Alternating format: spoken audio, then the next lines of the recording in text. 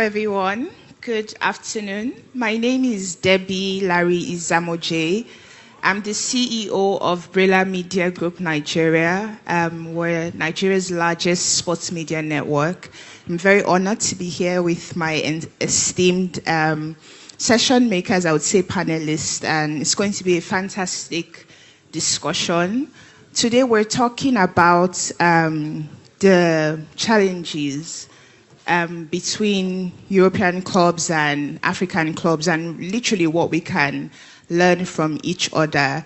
I'm going to allow the panelists introduce themselves because I think it's only right. So maybe I should start from Sarah. Yeah, hi Sarah. Absolutely, thank you very much, Debbie. Bonjour à tous. Good afternoon, everyone. I think it's already now afternoon. It's a pleasure to be here in Rabat. I wanted to thank the Federation of Morocco to actually also co-partner with World Football Summit for this amazing event for the first time in Morocco and the second time in Africa. So I'm Sarah Soleimale, for those who don't know me. I used to work at FIFA, so I see a lot of FIFA delegates here in the room. Good to see them. I used to work as a lawyer and a governance manager at FIFA for 10 years. And now I work for the European Club Association, so at club level, no longer at federations level. And I think my presence here in this panel is relevant, and I'm really looking forward to having this discussion with my co-panelists. So thank you very much. Assalamu alaikum. Good afternoon, everyone. My name is Engineer Raisi Said. I am the president of African Club Association, but back home I am the chairman of the biggest club in Tanzania, Young Africans, one of the oldest and one of the most successful football club in my country, as well as the continental level as well. But moreover, I'm more than happy to be in this panel with my colleagues. And really appreciating the work that has been done by World Football Summit that is happening here in Morocco. And I'm ready for this panel. Thank you. Yeah, thank you. Assalamu alaikum wa rahmatullahi wa barakatuh. My name is Mohamed Hamdi, currently International Business Director of Feyenoord Rotterdam, a football club based in the Netherlands. Before that, I was also CEO of ADO Den Haag, which is a Dutch football club based in The Hague. Also some international adventures. I was the commercial marketing director of Al Jazeera football club based in Abu Dhabi. And I did also some work for Infront Sports and Media, which is a large sports marketing company, and also working for Sport 5, overseeing in that moment UEFA Euro 2016. I'm happy to be here, of course. It's my home country. I'm proud also to be here and to speak about, I think, some important challenges for football clubs. And yeah, thank you for the invitation also. Thank you. Assalamu alaikum, Sehwarek. I am Jose Collado from Sevilla Football Club. It's a big pleasure to come to Morocco, to come to Rabat. We are so close, that's why for us it's amazing to be part here of this panel. Nowadays I am the head of the international sport projects. I am involved on this kind of situations to try to develop our projects abroad Spain.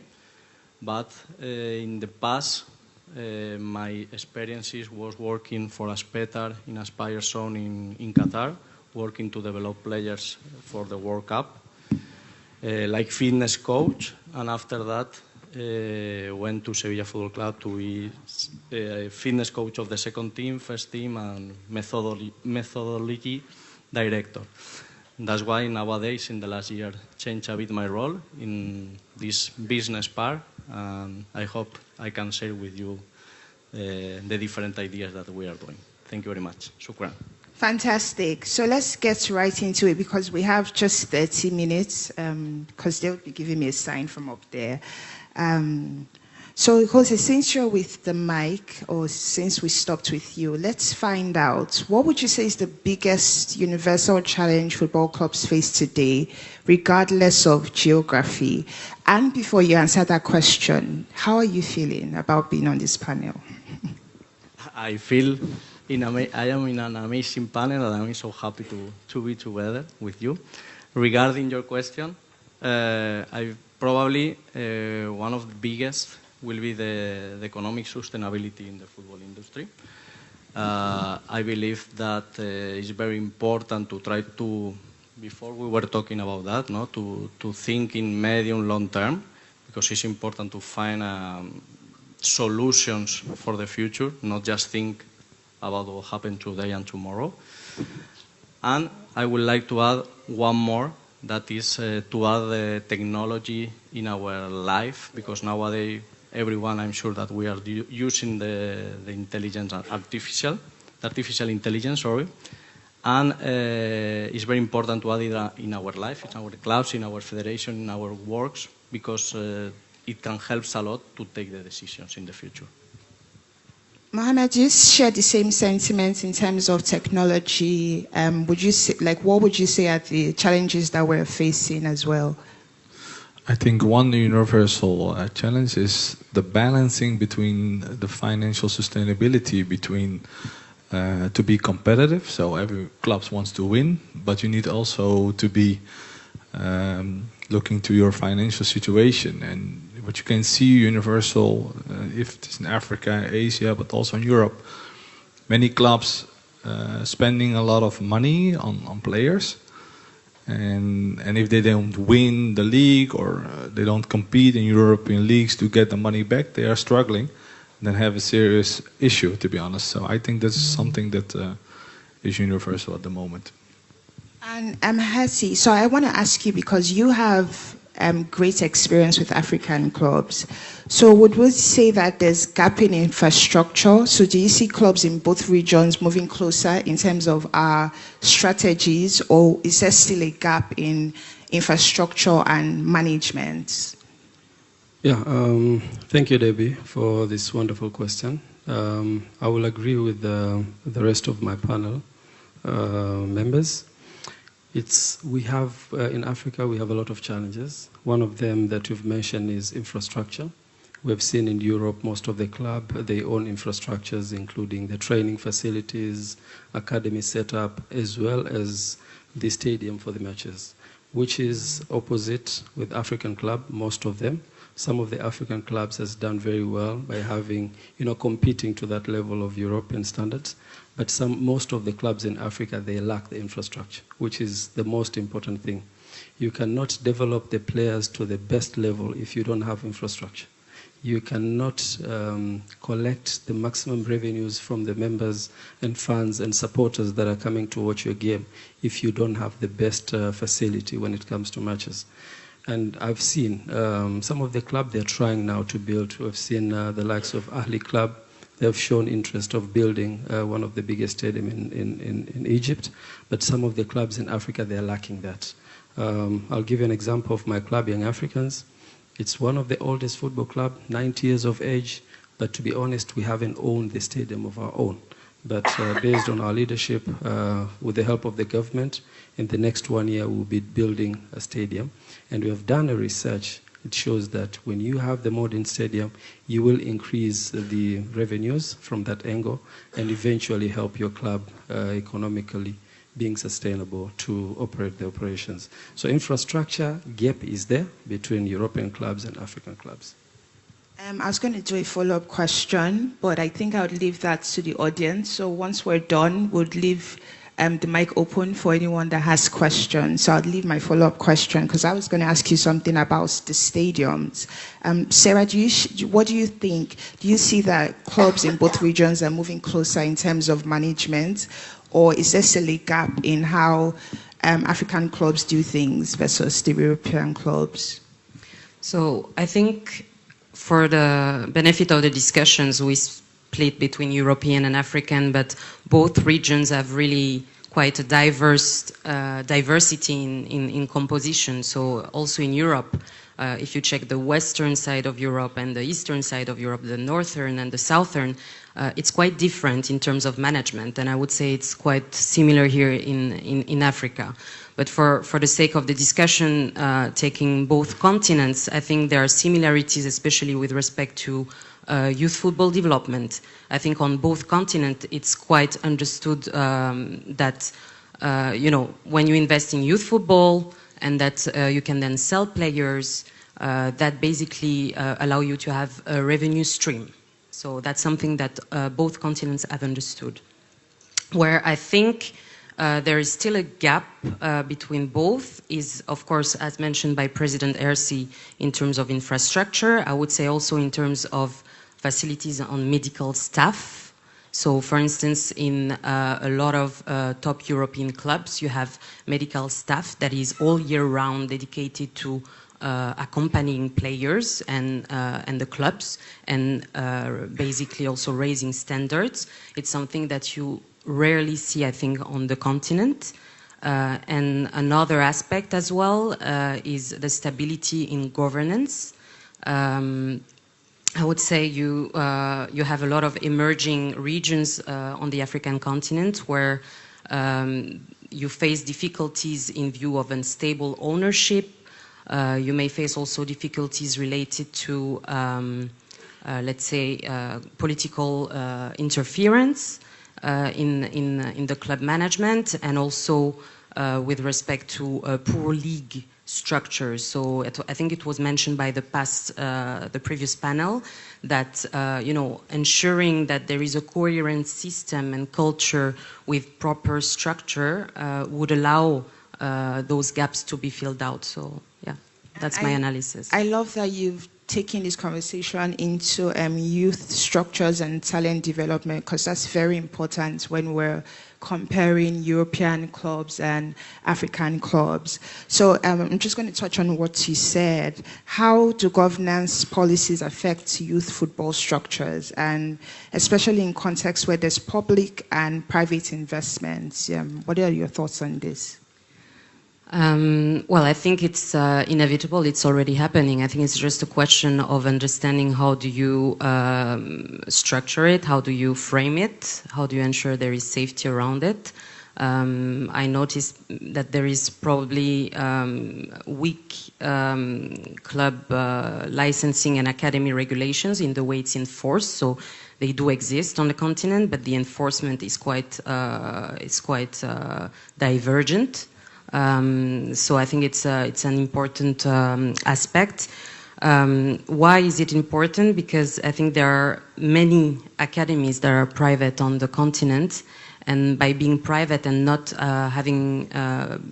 being based on the oversight of the National Football Federation, you end up having different coaching standards, different basically also pathways for players that at the end of this academy training maybe don't end up having a guaranteed licensed club at the end of the journey. So I think this is a real problem that implies for national football federations and private academies to have a discussion.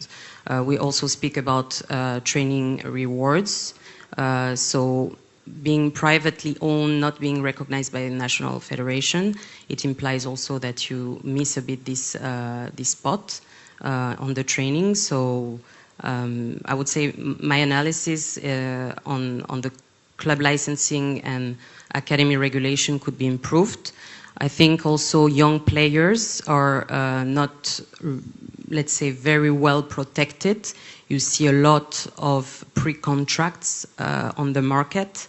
You see a lot of also pressure by middlemen or agent, as we want to call them, on families that maybe lack legal understanding of situations, and sign documents without being fully aware that it's restricting the future of their son or daughter. So I think that's also definitely something that should be underlined. Yeah. And I love that you said that, because when we're talking about African youth development, Hersi, so this is for you. What is missing? How can we also better protect the players? Because I think you mentioned that as well. What is missing in the ecosystem in terms of protecting the players and African youth development? Thank you for this. If you ask me if there's one continent that is blessed with talent, I will tell you Africa. We are so blessed with talents, and we have talents everywhere. And lucky in Africa, I think football is #1 game. That is, beloved game in the continent is football. Whenever that you go to primary school, secondary school, you will find 70% of the kids playing soccer. You go to the streets, you'll find kids playing soccer. So soccer is #1 in Africa. So if you ask me what we have in Africa, we have the raw talent. What is missing now in Africa, I will mention 2 to 3 elements. Element #1 is the proper knowledge of the football development, starting from the scouting level where you can be able to identify talent. That is #1. #2, taking these talents to the best of their performance. I mean, giving them the right knowledge, the right infrastructure, the right profile for them to build their career. So this is one element that is missing. The second element is now compliance and the rest of the marketing activities. The compliance has been mentioned here. You have a kid who's below 18. Can he be able to sign the agreement, or he can't? There are a number of people that are, bringing their attention to the players, including those agents and middle people, talking about their family engagement as well. So there's a lot of incompliances around the kids that will also devalue the process of these players. #3, which is the most important thing, is the end user's requirement. Are we sending these players to the right places? Which is also a very big problem here for the players. So if we can be able to manage this cycle from the establishment of these kids toward to the best of their performances, and bring them to the best platform and allow them to showcase their talent, I think we can be able to produce the best players in the continent toward the world. And I can tell you, some of the players, they've been through this very difficult process, but they managed to do that. Talking about Sadio Mane, if you know his background, he will tell you he's coming from a very difficult environment in terms of upkeeping for his performance, but is now doing the best. So if we can smoothen the process of these players, I think we'll have the best player that can add value to the global level of football. Thank you, Hesi. As you were speaking, I was just thinking of, because I run a foundation called Football for Girls Africa, and we deal with girls in underserved communities, teaching them to have a space in football. But the realities are there's sometimes no infrastructure, poverty. So with Mohammed and Yose, I want to understand from the European point of view, what are the things you look at when you're dealing with Africans, knowing our realities, knowing what is on ground for different countries? What are the key things you look at culturally, economically, and structurally as well? I think it's a good thing if you see to the difference in continent that in Africa there are also clubs who are trying to develop the data, the talent development, but also the commercial growth. I think it is a 360 approach, which is really important, because if you have more income, you can create better talent development program. You create them as first team player, and then you sell them to a bigger club. Then you have a revenue stream. And that's going on and on. So the 360 approach is really important and needs to start somewhere. And in European clubs, they are really trying to develop that also from Feyenoord terms, to having that income stream besides of the fact that you are creating also talent development and you sell them as a core business of a football club. But you need to make sure that the data should be up to date, but not only the data for the talent identify or the talent development program, but also the data for the fans, which is really important because you can create an extra revenue stream on it, and with that money you can also having a great result also for the team and the clubs. I'm not sure if you're... It's a very interesting question.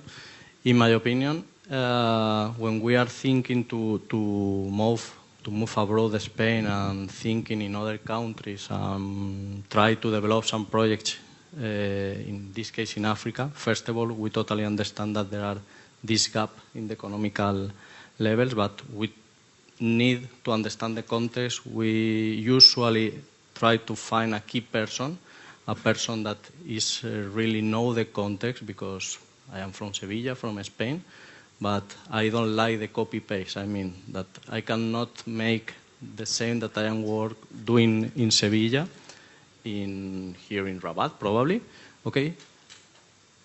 I can work in the same idea, but checking the context, right? That's why in the economical aspect, it is a key to know exactly the context of the place. And after that, something that I follow totally our colleague, Mohammed, the 360, to give to the project of players, because they are not players, an holistic idea, because most of them, they will not be football players. That's why it's very important that they have an studies. We offer them a school close that football project, because you know that just a small percentage will be football players and will earn a lot of money, like, for example, Sadio Mane. But we need to give to the other players this possibility to continue in the life, working with another kind of studies. And it is for me the key point to do some projects abroad Spain. When we talk about the relationship between European and African clubs, we talk a lot about talent exports. Yose, do you think that there's something else we should be looking at that we haven't really focused on? Is there another advantage to the relationship between both sides? For example, we have nowadays, we signed like 1 year ago, more or less, MOU with the NPFL, the Nigerian Professional Football League. We know that there are huge talent in Africa, but we don't believe in the short term. We know that we need to focus in the long term. That's why we are trying to bring group of players to Sevilla in a short term, and we are trying to develop them there. We are working or trying to work with them with the idea to develop the employers, sharing our know-how and trying to adapt it, in this case in Nigeria. And of course we have case similars in here in Morocco with the Sporting Club Casablanca. We already came with our female team last season in August. We had some meetings with the president and vice president in Sevilla to try to share our ideas, how is our model, and is the way that we believe for the future. I love that you mentioned Nigeria. I had a big smile on my face. Hi, Nigerians. Mohammed, when you were speaking earlier, you mentioned data, right? And as Yose was speaking, I'm also thinking, if Sevilla is working with the MPFL, I imagine that there are gaps in data as well. What can African clubs do in terms of, looking at that gap in data? And are there any emerging opportunities in getting the right data for African clubs? Yeah, absolutely. Because as mentioned, Africa is, a really important continent. Loves football. Everyone is trying also to following the teams. If you're looking also to the TV media rights, all the European competition are also visible here in Africa. So I think that the data is an important thing. We as Feyenoord signed an agreement with Microsoft not so long ago, and on 3 pillars, and one of the pillars is all the clubs, you can have data where you see the date of birth of someone, is a male or female, and what kind of family he has. But I think in a data world you should also know which school they are, what is the talent development plan. Can you as football club offer them a unique proposition also to bring the player and the family also to the club, to think about how you could organize that infrastructure, and to know really the fan, or at least someone who is following your club, really well. So not just, okay, we are a football club, we have 1 million database. With that 1 million, we're going to a company or going to an association and tell them we have 1 million followers. But what are they doing? What they are worth? We need to know that clearly. So that's why we ask Microsoft also to have a clear look at that. I think the world of tech is really changing in a rapid environment.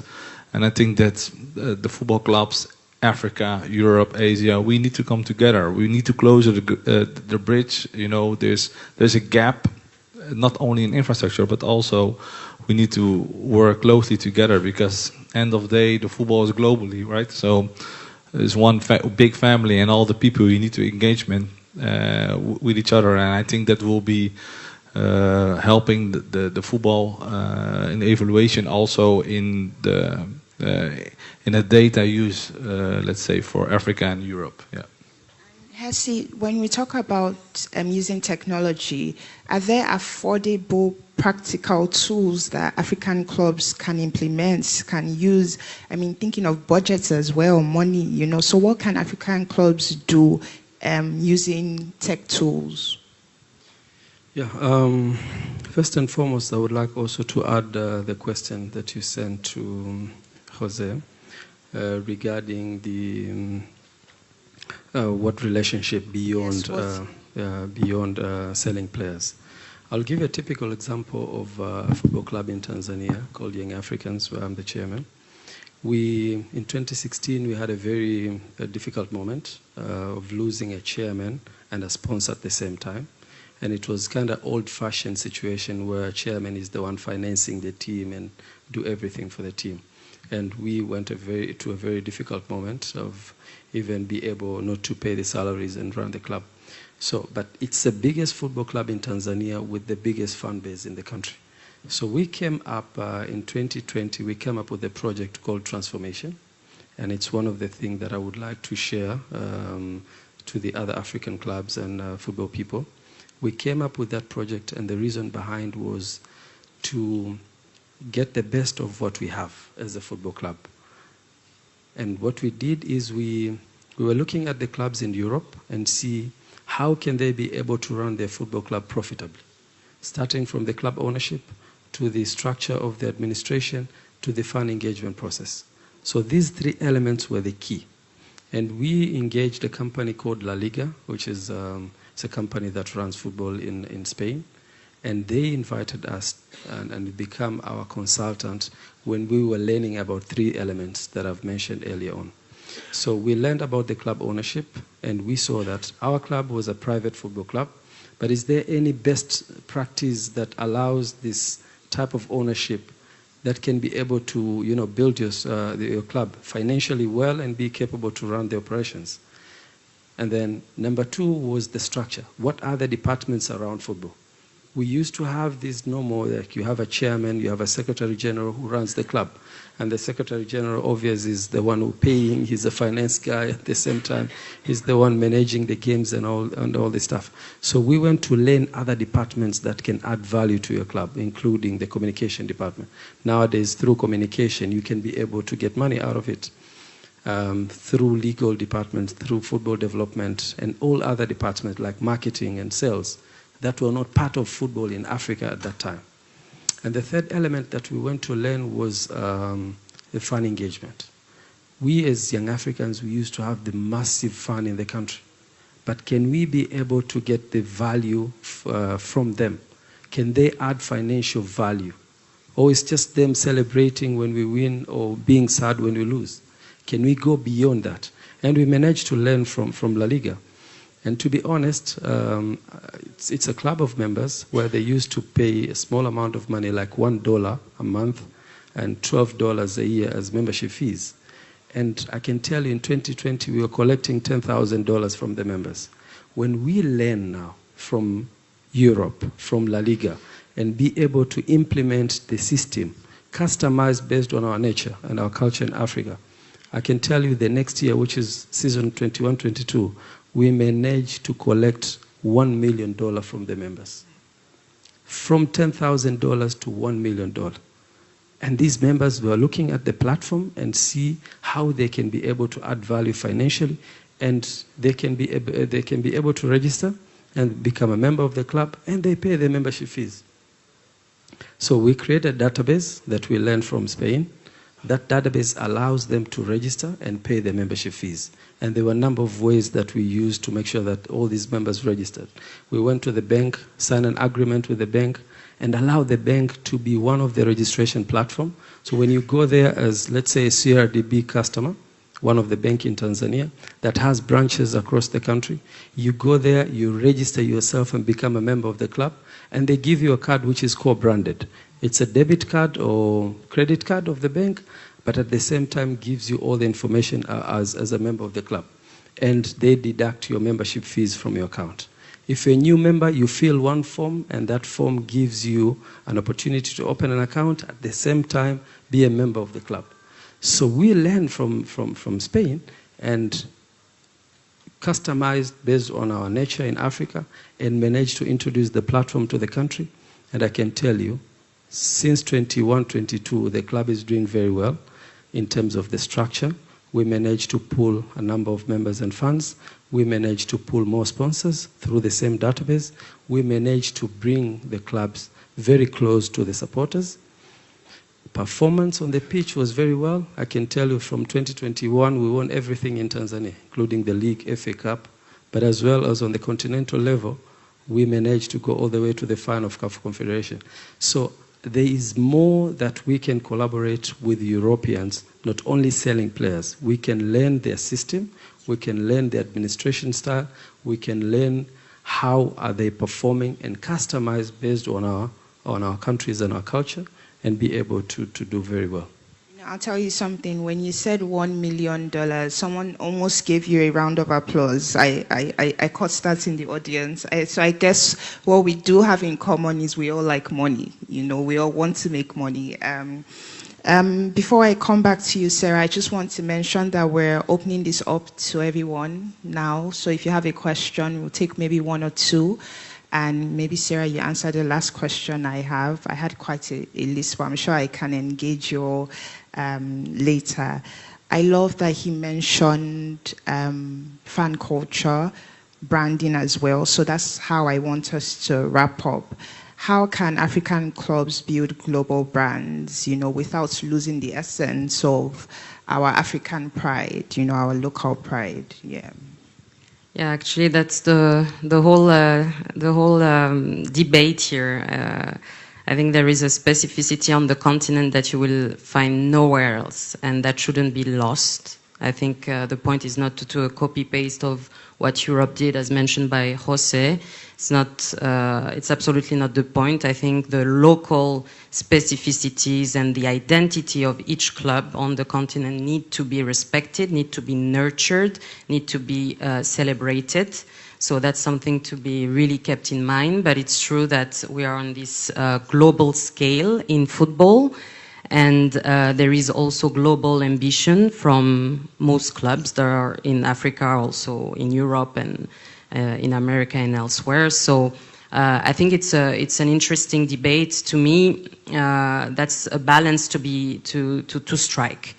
You need to strike this balance by first taking care of nurturing your local audience, making sure that they actually see themselves in the product you are developing, because you can also see that in Europe, some clubs wanted a global reach and first bet on that global reach, and they lost actually then afterwards the local identity and local supporters. So I think it's important to really invest on that, and especially because it's a huge population in Africa. I think before wanting to go outside the continent, already reach the full continent as a whole, and you might have an assessment on that. The global reach, I think, can be important as an impact here because of the diaspora.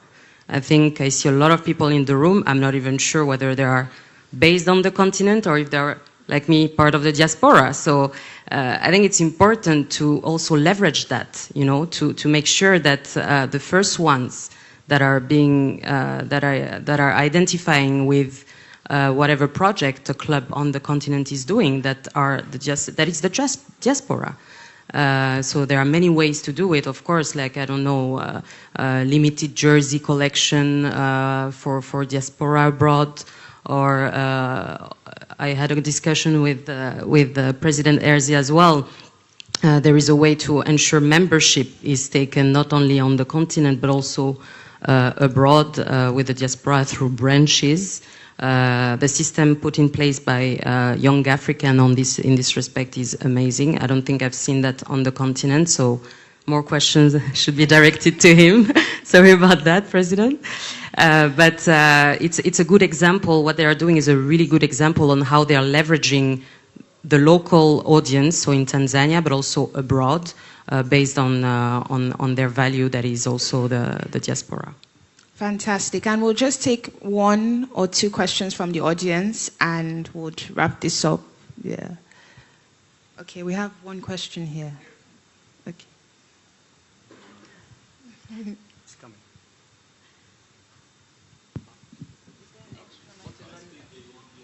No, that's fine.